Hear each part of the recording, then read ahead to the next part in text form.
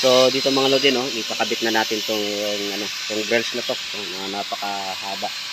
So atas nito ay 120. Dito tinatanggal ko na yung mga abang nila. Ito, yan, may mga abang na bakal, pero problema hindi siya tumama dito sa paglalagyan natin. So dito mga lodi, maglagay kayo ng 5 cm na allowance mula rito, kasi kung itatiles to ay ilalagyan nila ng lock na na semento, para preparasyon yan, para pagka nagtiles sila ay merong paglalagyan ng lock. So hindi pwede yung nakasagad kayo dito o dito sa gitna, napakalaki ng wala nang maglalagay ng tiles diyan. So dapat mga 5 cm lang. So yun yung preparasyon natin. At dito ko na, ito na yung markings natin, yung pinatatabas ko na sa kanila para doon natin isushoot yung ating ito. Yan.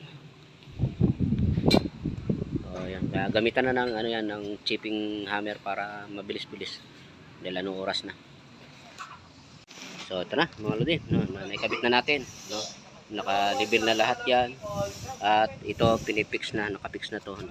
So ito lang, tinimim lang ang ilagay natin dyan, magkabilaan, din naglagay tayo ng para kainin ng halo. Pagkatapos sa kabila naman kabila, ganito din, ganun din ang gagawin. So ayan, winding na natin.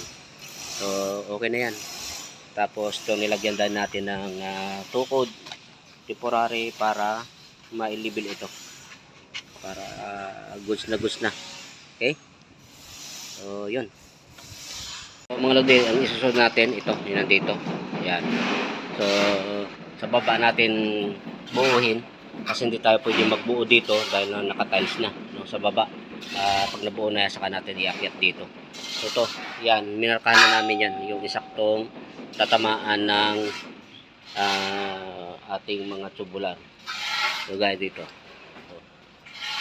So yung dito, yan o, minarkahan na natin, magkabilaan, para pag binuo natin sa baba ay insakto na, no? Wala nang pagkakamali. Pati yung nandito, yan, nakasukat na yan. So ito na yung mga gagamitin, mga nakaputol na rin lahat, para kabit na lang tayo ng kabit. So ganoon mga lodi, no? Wag maghula-hula, kailangan sigurado yung ginagawa natin, dahil pagka nagkamali, no, mahirap baklasin. So gaya nito, nandito muntik nang sumikip, no? Kaya nagsinsil tayo ng bahagya. Ito, ayan o, sobrang sikip, no, napilit lang natin. So dapat medyo maluwag yan para hindi tayo mahirapan. So ganoon mga lodi. Okay, no, ibaba na natin to para doon na buuin sa baba. So mga lodi, no, ito yung isa sa mga mahalagang bagay, no, kapag nagpapabricate, no, maglagay ng patungan. Napakaluwang kasi magtrabaho kung nakatayo. Marami pa rin akong nakikitang gumagawa ng ganito ay nakasalampak lang sa baba, no. Problema kasi noon, minsan hindi rin nakalibil yung pinagpapatungan. Pag kinabit nila bingkong, no? So ito ay nilibil natin ito. So dito nga, dito lang natin nilagay para hindi na tayo gumawa ng patungan pa. So yan, gawa na lang natin ng paraan. Ang mahalaga ay maalwan yung trabaho natin. So napaka hayahay ang magtrabaho ng ganito nakatayo, hindi yung nakasubsob dyan sa lupa. So to mga lodi, no, tingnan nyo yung ginagamit kong eskwala. So ito, yan, ito yung mga eskwala na accurate, na maasahan mo. Ito pa, yan, napakaluma na, pero accurate yan, no? Dahil ito, kahit na ipangpuk mo yan, hindi ito nadidisalign. Ito ganun din, no? Ito nga ginagawa namin, pagka ganyan ay malayo, kunyari malayo sa guhit, pwede mo itong pamukpok, no? Pwede rin itong pangtik-tik, no? Hindi ito magbabago ang kanyang pagka-eskwala dahil nakapix, no? So yan yung mga mga ginagamit namin na eskwela. Hindi kami gumagamit ng yung letter L, yung nakaribits lang, kasi yun pagka hinagis mo ay minsan nadidisalign na, napapaloko ka na doon. So ito, kahit ibalibag mo yan, to, hindi yan nagbabago.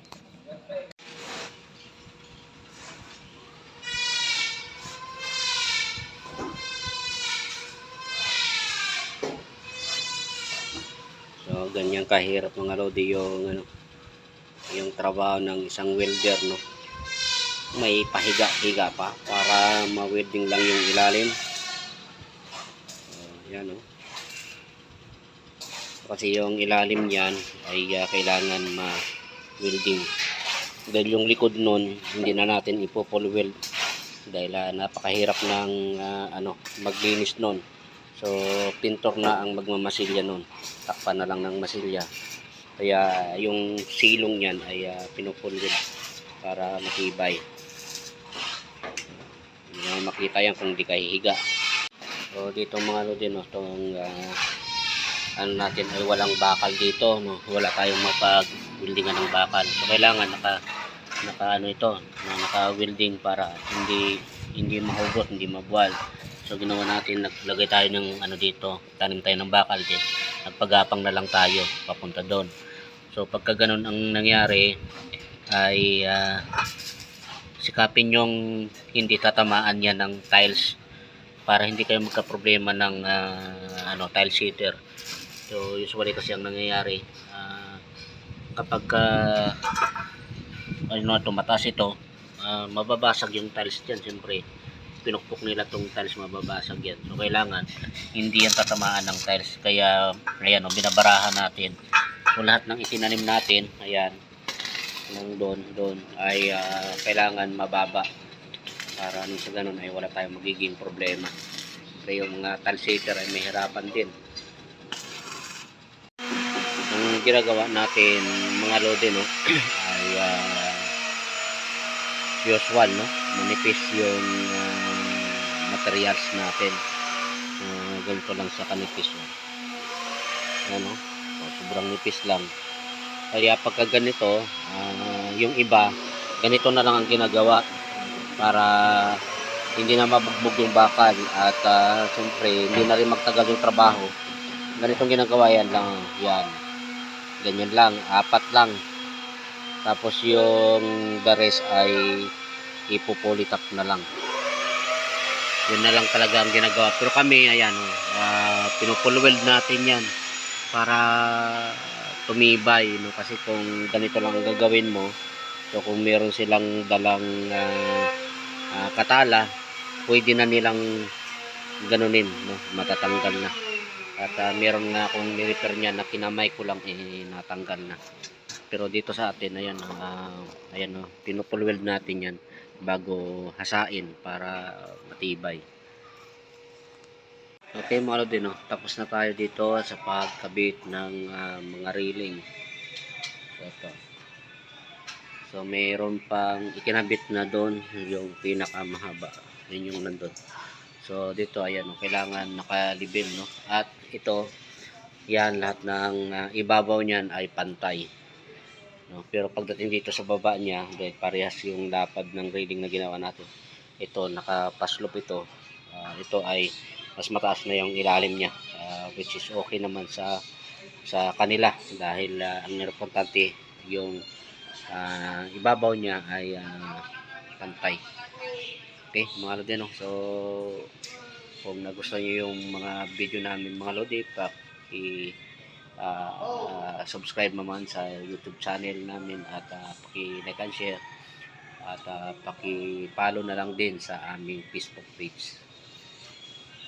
Okay, so to, tapos na to, pintor na ang papaganda yan. Mamasilyahan ng pintor yan, pipinturahan.